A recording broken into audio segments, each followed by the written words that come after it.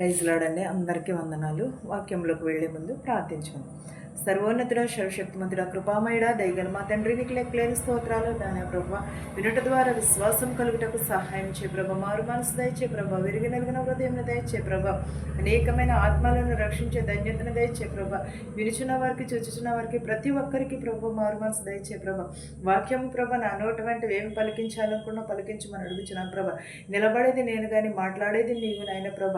మీరు మాట్లాడమని ముందుండి నడిపించమని అడుగుచున్నాను తండ్రి. ఆమేన్. యెషయా గ్రంథము 55వ అధ్యాయము 1 నుంచి 5 వచనాలు ఇలాగ వ్రాయబడి ఉన్నాయండి.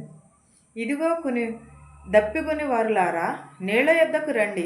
రోకల లేని వారులారా, మీరు వచ్చి కొని భోజనము చేయుడి. రండి, రోకలు లేకపోయినను ఏమియు ఇయ్యకయే ద్రాక్షారసమును పాలను కొనుడి. ఏమని అంటున్నాడు? దప్పుకొని వారులారా, నీళ్ల యొద్దకు రండి. రోకలు లేకపోయినను, మీ వద్ద ఏమీనూ లేకపోయినను సరే, మీరు కొని మీరు భోజనము చేయుడి అని అంటున్నాడు. నిజంగా దేవుడు దప్పుకొని నీళ్ళు ఇస్తే మనము దప్పుకుంటామా? దేవుడిచ్చే నీళ్లను మనము దప్పుకొనలేము. ఆయన ఇచ్చే రోకలను మనం తింటే ఆకలి ఉండదు. ఆయన ఏం చేస్తున్నాడు? బావి దగ్గర ఉన్న సమరయ స్త్రీకి ఏమని, నా యొద్దకు వచ్చి నీళ్లు తాగితే మీరు రక్షణ పొందుతారన్నాను. ఆమె కూడా రక్షింపబడినది, లోకమంతా కూడా చాటింప చేసినది. ఆమె రక్షణ పొంది ప్రజలలో కూడా అందరూ కూడా రక్షణ పొంది ఉన్నారు. అలాంటి దప్పికొని వారులారా, రండి నా యొద్దకి వచ్చి మీరు రోకలు కొనుక్కుడు. ఒకవేళ మీ దగ్గర డబ్బు లేకపోవచ్చేమో, నీవు ఆకలి కొనుచున్నావేమో. దేశంలో చాలామంది పేదవాళ్ళు ఉన్నారు, చాలామంది రోడ్ల పక్కన అడుక్కునే వాళ్ళు ఉన్నారు. వాళ్ళందరికీ కూడా సహాయం ఎవరు చేస్తున్నారు? నీవు చేస్తున్నావా? నేను చేస్తున్నాం. దేవుడే కదా సహాయం చేస్తున్నది. అనాథ బిడ్డలు ఉన్నారు చాలామంది. ఈరోజు మనం బాగుండొచ్చేమో, కానీ మనం ఒక్కనాటి స్థితి ఎలా ఉన్నది, మన పూర్వీకుల స్థితి ఎలా ఉన్నది ఒక్కసారి గ్రహించుచున్నారా? మన పూర్వీకులు తినడానికి తిండి ఉండేది కదండి. సోడిజావ కాసుకుని తాగేవారు, పగలంతా పనిచేసి దంచుకుని తినేవారు అని చెప్పుకుంటూ ఉంటారు. అవి నిజంగానే జరిగినవి. కానీ ఈరోజు మనకి అన్నీ కలిగించాడు దేవుడు, అన్నీ ఇచ్చాడు, వస్త్రాలు ఇచ్చాడు, ఆకలిని ఇచ్చాడు. ఈరోజు లేని వారు ఎవరును కూడా లేరు. ఎవరైనా కొంతమంది తప్ప కానీ, అక్కడ రోడ్డు పక్కన ఉండేవారు తప్ప కానీ ఎవరును కూడా ఈ రోజుల్లో ఆకలి కొనేవారు ఎవరును కూడా లేరు. అందరికీ దేవుడు సమృద్ధిగానే దయచేశాడు, అందరినీ కూడా దేవుడు సమృద్ధిగానే దీవించాడు. కానీ దీవించబడిన మనము ఏం చేయించున్నాము? లేని వారికి మనం దానం చేస్తున్నామా? లేని వారికి పెడుతున్నామా? మనం ఒకవేళ నీకు ఉన్న దాంట్లో 2 వస్త్రములు ఉంటే ఒక వస్త్రము నీ సహోదరునికి ఇమ్మని అన్నాడు, ఒక వస్త్రము నీ దగ్గర ఉంచుకోమన్నాడు. దప్పుకొని వారులారా, నా యొద్దకు రండి, మీకు సమస్తమును కూడా కలగజేస్తానన్నాడు. మీరు నేను ఇచ్చే నీళ్లు త్రాగితే మీరు ఇంకెప్పటికీ కూడా దప్పుకొనరని చెప్పుచున్నాడు. దప్పుకొని వారులారా, నీళ్ళ యొద్దకు రమ్మని అంటున్నాడు.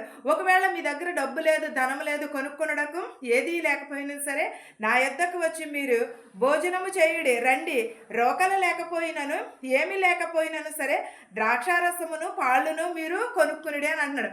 మీ దగ్గర రోకలు లేకపోయినను సరే, ద్రాక్షారసమును పాలను కొనుక్కుని మీరు త్రాగుడి అని చెప్పుచున్నాడు. ఆహారము దాని కొరకు మీరెలా రోకలిచ్చెదరు? సంతృష్టి కలుగజేయి దాని కొరకు మీ కష్టార్జితము ఎందుకు వ్యాయపరిచెదరు? నా మాట జాగ్రత్తగా ఆలకించుడి, మంచి పదార్థములను భుజించుడి. మీ ప్రాణము సారమైన దాని యందు సుఖించుడి. అంటే మీరు ఆహారము కొనుక్కుని దాని కొరకు మీరెలా రోకలు చెల్లించుచున్నారు? సంతృప్తి కలుగజేయి దాని కొరకు మీరు మీ కష్టార్జితం ఎందుకు వ్యసనపరుచుచున్నారు? నా మాట జాగ్రత్తగా ఆలకించుడి, మంచి పదార్థములను భుజించుడి.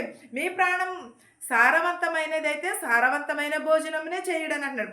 మీరు ఆకలి కొనినప్పుడు మీరు భోజనం నా యొద్దకు వచ్చి మీరు భోజనం చేయడని దేవుడు ప్రతి ఒక్కరిని కూడా రక్షించాడు, ప్రతి ఒక్కరిని కూడా దీవించాడు, ప్రతి ఒక్కరికి కూడా ఆశీర్వాదములు ఇచ్చాడు.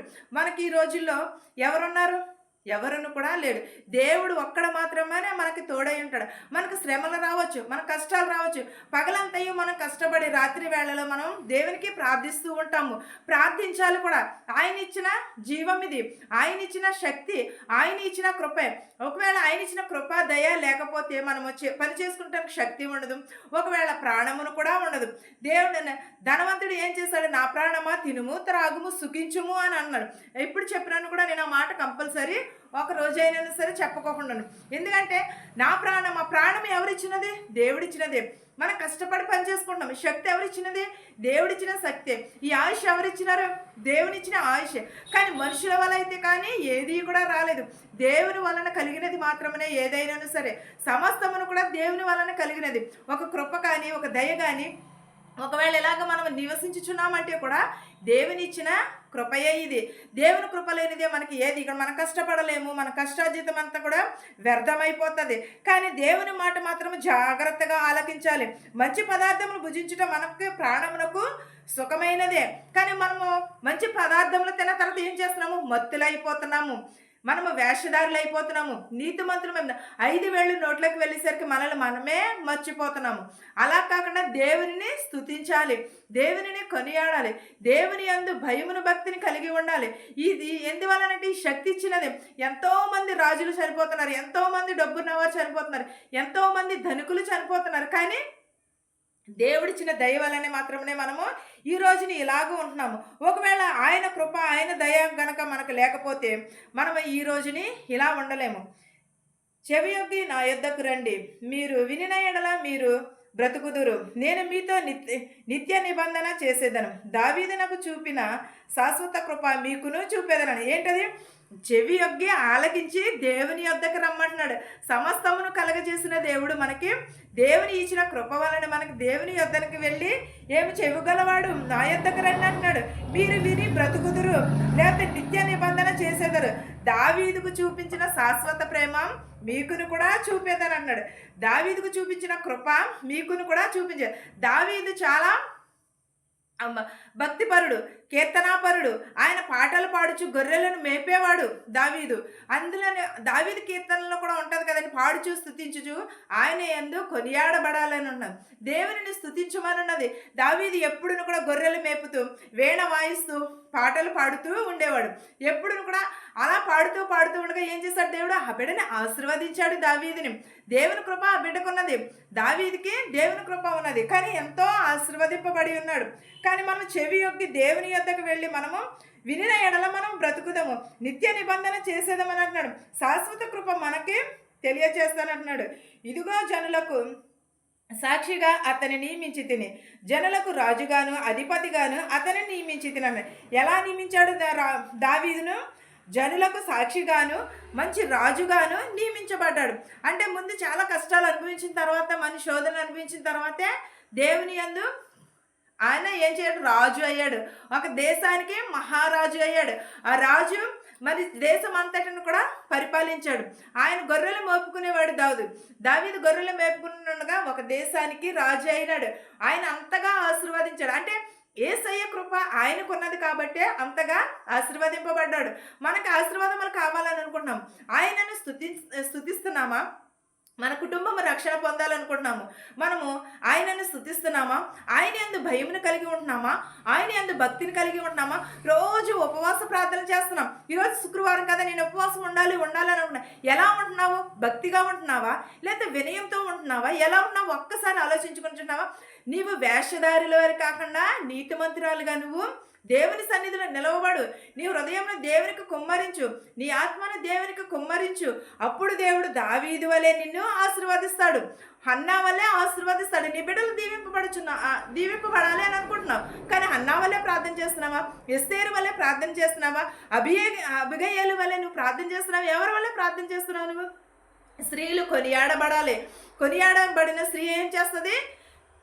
ఆమె ఆశీర్వాదము పొందుకునిచున్నది. దేవుని యందు భయభక్తులు కలిగిన స్త్రీ కొనియాడబడుచున్నది. నువ్వు కొనియాడబడుచున్నావా? లేకపోతే వేషధారిగా ఉంటున్నావా? ఒక్కసారి ఎప్పుడైనా నీ హృదయాన్ని నువ్వు పరిశీలన చేసుకుంటున్నావా? ఒకవేళ నేను భక్తి పరురాలనని వేషధారం కప్పుకుంటున్నావేమో, నువ్వు వేషం వేసుకుంటున్నావేమో భక్తి పరురాలనని. కానీ అది కాదు నీకు కావాల్సింది. దేవుని యందు భయమును భక్తిని కావాలి. దేవుని యందు మనము వినయమును విధేయతను కలిగి ఉండాలి. దేవుడు స్తుతింపబడేవారుగా కాదు, మనం మనుషులను స్తుతింపబడేవారుగా కాదు, దేవుడు మెచ్చే రీతిగా ఉండాలి. ప్రార్థన చేయి, దేవుడు నిన్ను దీవించేంత వరకు ప్రార్థన చేయి, దేవుడు నిన్ను స్తుతించే వరకు ప్రార్థన చేయి. అంతేగాని ప్రార్థనను ఎప్పుడును కూడా విడిచిపెట్టకూడదు. ఈ వాక్యమును మీకును మాకును మనందరికీ తోడయ్యుండును గాక. ప్రార్థించుకుందాం. స్తుతి స్తుతి స్తుతి సర్వోన్నతుడ సర్వశక్తిమంతుడ కృపామయుడ నీకు స్తోత్రాలు నీకు వందనాలు. మా శత్రువులను దీవించి ప్రభ మిత్రులను దీవించినాయన ధనుకులనేమి భేదలనేమి దీవించమని అడుగుచున్నాం ప్రభ. ప్రతి ఒక్క బిడ్డని ప్రభ దీవించి ఆశీర్వదించి ప్రభ. ప్రతి ఒక్కరికి ప్రభ శాంతిని సమాధానం దయచేయమని అడుగుచున్నాను ప్రభ. విరిగి నలిగిన హృదయమును దయచేయమని అడుగుచున్నాను నాయన ప్రభ. వినటి ద్వారా విశ్వాసం కలుగుటకు సహాయం చేయ ప్రభ. ప్రతి ఒక్క కుటుంబమును దీవించినాను ప్రభ. ప్రతి ఒక్క దేశాలను దీవించినాయన ప్రభ. మా గ్రామాలని మా దేశాలను దీవించినాను ప్రభ. పరిపాలించుచున్న వారిని ప్రభ, ఇతర దేశాల్లో ఉన్నవారిని కూడా దీవించినాయన ప్రభ. వెళుచున్న వారిని వచ్చుచున్న వారిని దీవించినాయన ప్రభ. ఎవరెవరైతే ఏ చేతి పనులు అయితే చేస్తున్నారో వారి చేతి పనులను ఆశీర్వదించినాయన ప్రభ. ఎవరెవరైతే ఏ జాబులు చేస్తున్నారో వారి జాబులను ఆశీర్వదించి ప్రభ. లేనంటి వారికి జాబులు దయచే ప్రభ. సొంత ఇళ్ళ కోసం ఎదురు చూస్తున్న వారికి సొంత ఇళ్ళు దయచే ప్రభ. గర్భిణీ స్త్రీలకు సిలువైన కనుక దయచే ప్రభ. పిల్లలు లేని వారికి పిల్లలు దయచే ప్రభ. యవనస్తులని కాడు మోయట మనోహరం అన్నావు నాయన ప్రభ. యవనస్తులని కాడు మోసే భాగ్యం దయచే ప్రభ. వెధవరాలు బిడలు దీవించు నాయన ప్రభ. నాయన నీకు స్తోత్రాలు నీకు వందనాలు నాయన ప్రభ. మమ్మల్ని విడిచిపోకయా యేసయ్యా, మమ్మల్ని దాటిపోకయా యేసయ్యా, నీకు స్తోత్రాలు ప్రభ. దయగల మా తండ్రి కృపగల దేవా నీకు స్తోత్రాలు నాయన ప్రభ.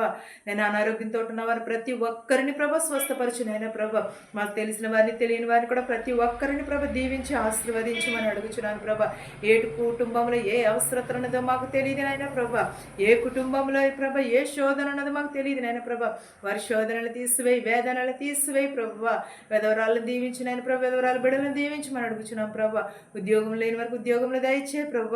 అనేకమైన వ్యాధులతో అనేకమైన రోగములతో ఉన్నారు ప్రభ. వారందరినీ స్వస్థపరచు ప్రభ. నిత్యము ప్రభ నా కుటుంబము నిన్ను స్తుతించే భాగ్యమును దయచేయమని, నా ప్రార్థనను ఆలకించమని యేసునామములో బ్రతిమాలి వేడుకొనుచున్నాను తండ్రి. ఆమేన్. పరలోకమందున్న మా తండ్రి, నీ నామము పరిశుద్ధపరచబడును గాక, నీ రాజ్యం వచ్చును గాక, నీ చిత్తము పరలోకమందు భూవేందు నెరవేరినట్లును మనుదినాహారం నేడు మాకు దయచేయము. మరణస్తులను మేము క్షమించిన ప్రకారము మరణములను క్షమించము. దుష్టుని నుండి శోధన నుండి తప్పించుము. రాజ్యమును శక్తియు మహిమయు నిరంతరము నీవై ఉన్నావు మా తండ్రి. ఆమేన్. చూచుచున్న వారికి వినిచున్న వారికి సదాకాలం నీ కృపతోడు ఉండును గాక. ఆమేన్. ఆమేన్. అందరికీ వందనాలు.